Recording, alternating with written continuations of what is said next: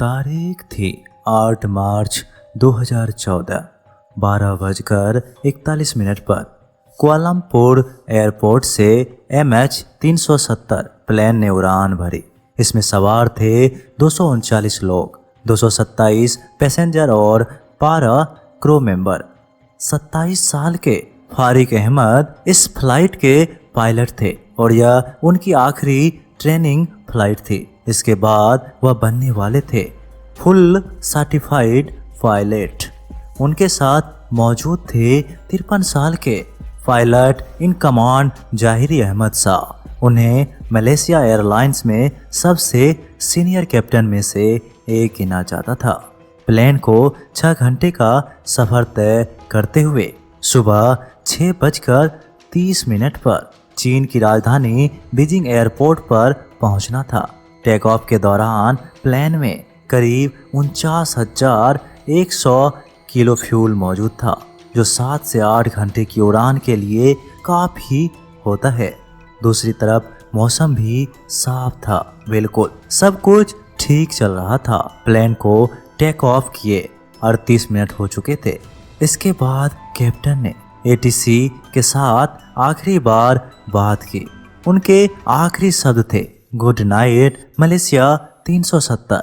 इसके बाद उन्हें वियतनामी एयर स्पेस कंट्रोल से संपर्क करना था, लेकिन आखिरी चेक इन के 2 से 3 मिनट बाद ही प्लेन मलेशिया और वियतनाम दोनों की रेडार सिस्टम से बाहर हो गया। फिर वह हुआ जो किसी ने सोचा भी ना था। प्लेन ने एक शार्प लेफ्ट टर्न लिया। कोई मेढे भी कॉल नहीं हुए। इसके बाद प्लेन से कोई संपर्क तक नहीं कर पाया। माना जाता है कि विमान हिंद महासागर में कहीं दुर्घटनाग्रस्त हो गया। इसके बाद शुरू हुई आपाधापी। उस समय मलेशिया के प्रधानमंत्री नजीब रजाक ने कहा कि विमान का अपने रास्ते से भटकना आम नहीं बल्कि जानबूझकर प्रतीत होता है। सैटेलाइट डेटा से पता चलता है कि विमान 2 प्रॉपर कॉरिडोर में से किसी एक के साथ कहीं भी संपर्क बना सकता था, लेकिन ऐसा नहीं हुआ।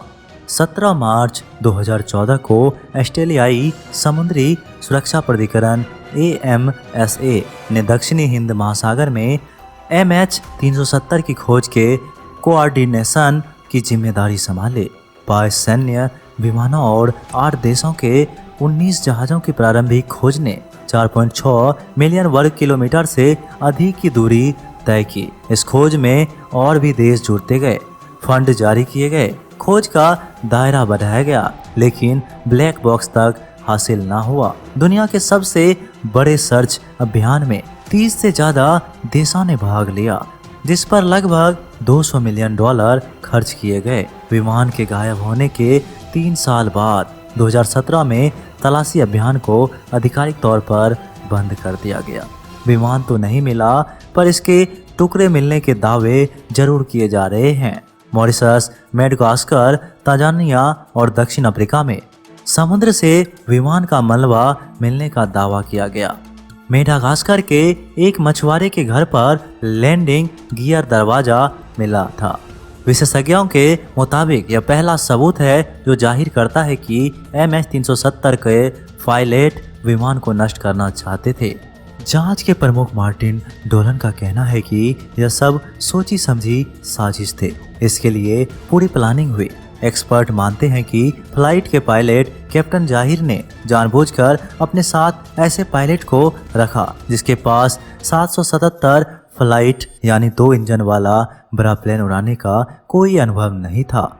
डोलन के मुताबिक उन्हें ऐसे सबूत मिले हैं जिससे साफ होता है कि जाहिरी ने फ्लाइट सॉफ्टवेयर में छेड़छाड़ कर उसे मार्ग से भटकाया था। वही कनाडा के एयर क्रैश इन्वेस्टिगेटर का मानना है कि फ्लाइट को क्रैश करने से पहले जाहिर उससे निकल गए होंगे। उनका कहना है कि जाहिर प्लेन को क्रैश करने से पहले ऐसी जगह लेकर गए थे जहां हवा का दबाव कम था। वहां जाकर उन्होंने खुद ऑक्सीजन मास्क लगाया होगा और बाकी यात्री बेहोश हो गए होंगे। एरोस्पेस एक्सपर्ट रिचर्ड गॉडफ्रे ने दुनिया भर में रेडियो फ्रीक्वेंसी में हुई गड़बड़ी को ट्रैक करके विमान के अंतिम रास्ते का पता लगाने का दावा किया। उन्होंने बताया कि समुद्र के ऊपर 360 डिग्री मोड़ सहित विमान के मार्ग में असामान्य पैटर्न पाए गए। पायलट ने जानबूझकर विमान को बंद कर दिया होगा। गॉडफ्रे का दावा है कि विमान ने उड़ान के 3 घंटे में एक असामान्य होल्डिंग पैटर्न में प्रवेश किया जो लगभग 20 मिनट तक चला। ऑस्ट्रेलिया के पूर्व प्रधानमंत्री टोनी एबॉट का भी यही मानना था। उनका कहना था कि विमान के कप्तान के आत्मघाती कदम के कारण ऐसा हुआ।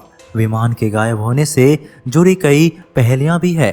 एक तो यह कि उड़ता हुआ विमान दूसरे उड़ते हुए विमान की आड़ में छुप गया।